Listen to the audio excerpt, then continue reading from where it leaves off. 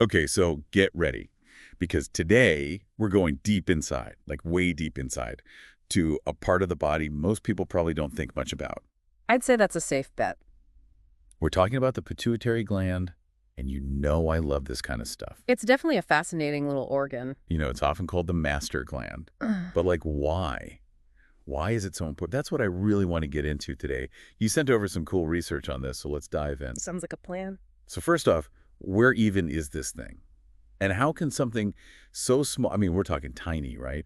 How can it do so much? You're right. It's pretty amazing when you think about it. Imagine something about the size of a pea tucked away at the base of your brain, just behind your eyes. Okay, that's pretty small. Right. And that's about the size of your pituitary gland. It weighs less than a gram, but it's controlling so many vital functions. So not just some little, like, passive organ just hanging out there. This is more like a tiny conductor leading a huge orchestra. Exactly. And just like an orchestra needs different sections, the pituitary gland has two lobes, the anterior and posterior, each with its own job to do. Two lobes. Okay, I'm following. Think of the anterior lobe as the composer and conductor combined. It takes signals from the brain, then it creates and releases its own hormones, and these hormones directly affect different parts of the body. Wow, okay, so it's making its own hormones. That's impressive. The posterior lobe is more like the librarian, carefully storing and releasing hormones that were actually made in the hypothalamus. The hypothalamus, I always mix that one up. We'll get to that one later, but it's another key part of the brain. Okay, so two lobes, each doing their own thing but working together. Makes sense. But what about these hormones themselves? The research mentioned some interesting ones, like growth hormone. I always thought that was just for kids. Well, it's definitely important for growth in childhood and adolescence, but growth hormone is crucial for adults, too. It helps regulate things like bone density, muscle mass. It even affects how our bodies use energy. See, always learning something new, which is why I love doing this. So it's not just about getting taller. Nope, not at all. It even has an influence on our mood and sleep. It's pretty far-reaching. Wow, okay. So what about prolactin? I know it has something to do with milk production. You're right. Prolactin is essential for lactation, but it also plays a role in immune function, helping to protect us from infections. Okay, so it's keeping us healthy in more ways than one. Exactly. And this is where it gets interesting. Prolactin might actually contribute to the feeling of sexual satisfaction. Whoa, really? That's not what I expected. How does that work? It's an area that's still being studied, but some research suggests that when prolactin is released during sexual activity, it could be part of what creates that feeling of contentment and relaxation afterwards. Huh. Fascinating. I never would have put those two things together. Okay, so we've got growth hormone, prolactin, and there was one more. Oxytocin, right, the cuddle hormone. That's the one. Oxytocin is super important for social bonding. That could be the bond between a mother and child, or the closeness we feel with romantic partners or close friends. Right, I've definitely heard of that. But oxytocin does a lot more than just cuddles. It's crucial during childbirth, stimulating uterine contractions and promoting the release of milk during breastfeeding. So it's powerful and essential. That's incredible. With all these amazing hormones, which one do you think is the most intriguing? And why?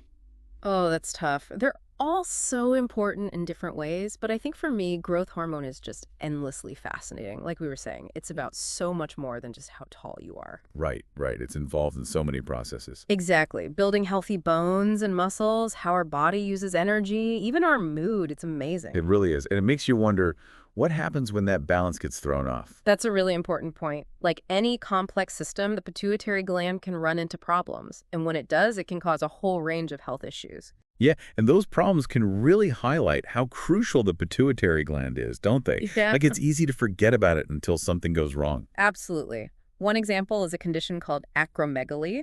That's where the pituitary gland produces too much growth hormone, usually starting in adulthood. Okay, and it's usually gradual, right? So the changes might be subtle at first. You got it. It usually develops slowly. So what kind of changes should people be aware of? What happens when there's too much growth hormone over time? Well, as you might guess, it can lead to abnormal growth. People with acromegaly often have enlarged hands and feet, a protruding jaw, things like that. Wow, I'm picturing it. Yeah, I can see how that would happen. And their skin can become thicker or coarser. I didn't realize that. Yeah, and it's not just the outward appearance. Acromegaly can also cause joint pain, sleep apnea. It can even increase the risk of certain cancers. It's like this domino effect. Right. One hormone is out of balance and it just triggers all these other problems. Exactly. And acromegaly is just one example. There's a whole range of pituitary disorders, each with its own set of symptoms. Right, like what else? Well, there's Cushing's disease, where there's too much cortisol. Oh, right, cortisol, that's the stress hormone, right? Yep, that's the one. And too much cortisol can lead to weight gain, muscle weakness, even mood swings. Wow, so many different things can be affected. And then you have conditions like hypopituitarism, where the pituitary gland isn't producing enough of certain hormones. Okay, so that one is the opposite of conditions like acromegaly or Cushing's, where there's too much of a hormone. Exactly. And depending on which hormones are affected, hypopituitarism can cause a lot of problems: fatigue, infertility, other issues. It really varies. Wow, this tiny little gland really does so much. It really does. And speaking of which, that brings us to another fascinating aspect of the pituitary gland: its connection with the hypothalamus.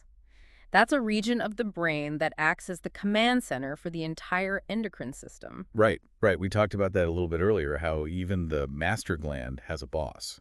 That's a good way to put it. The hypothalamus is like the mastermind.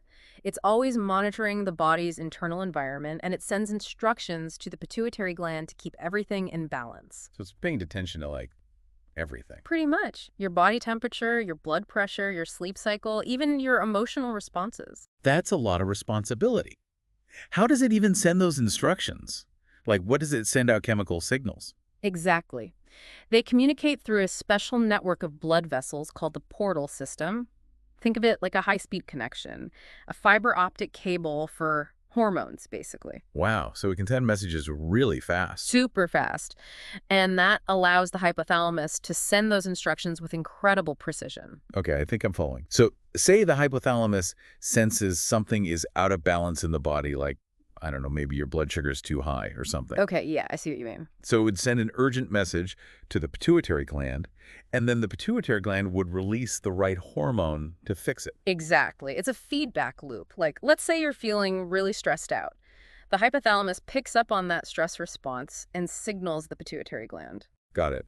And then the pituitary gland releases, what was the stress hormone again? Cortisol. Right, cortisol. So the pituitary gland releases cortisol to help deal with the stress. Well, it actually releases a hormone called ACTH, which then travels to the adrenal glands. Those are above your kidneys. And the adrenal glands are what actually release cortisol. Ah, okay. More complicated than I thought. A little bit, but that's hormones for you. Always a cascade of effects. But anyway, yeah, the cortisol then helps your body cope with the stress. By, like, giving you energy and stuff? Exactly. It gives you an energy boost, helps you focus, even suppresses the immune system temporarily to conserve energy. It's pretty incredible. Wow, that's wild. So it's a good thing, but too much of it is obviously not so good.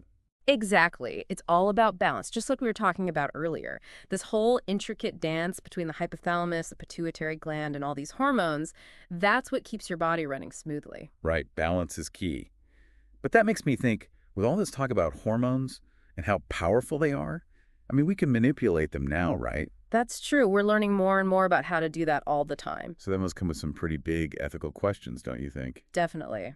Our research focused mostly on the science, but the more we understand about the pituitary gland, the more important it is to think about the ethics of it all. Right, because just because we can do something doesn't always mean we should. Exactly.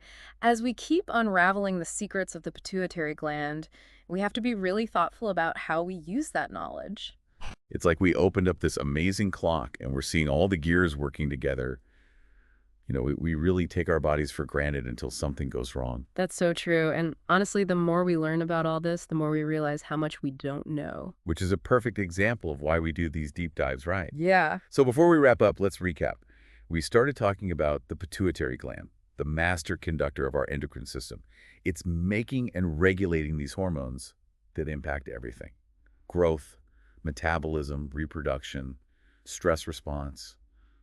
It's a lot. And we can't forget about that link between the pituitary gland and the hypothalamus. It's like this incredible partnership that keeps the body in balance. Right. And then all those individual hormones like growth hormone, prolactin, oxytocin, each one is unique and important, and they're all connected in this amazing system that keeps our bodies working. And like any system, if the pituitary gland isn't working right, That's when you start to see all kinds of problems. Like we talked about, too much of certain hormones or not enough, it can really throw things out of whack. Which I guess is a good reminder that the more you know about your body, the better you can advocate for your own health. Absolutely. Understanding how important the pituitary gland is can help you spot potential issues early on, ask the right questions, and get help when you need it. Couldn't have said it better myself. Yeah. Well, this has been an amazing journey. I feel like I have a whole new appreciation for this tiny but mighty gland. I'm glad to hear that. It's always so rewarding to talk about this stuff and really appreciate the wonders of biology. Well said. And on that note, that's another deep dive in the books. Big thanks to you for sharing your expertise with us, and to you, dear listener, for coming along on this journey with us. Stay curious, everyone. We'll see you next time.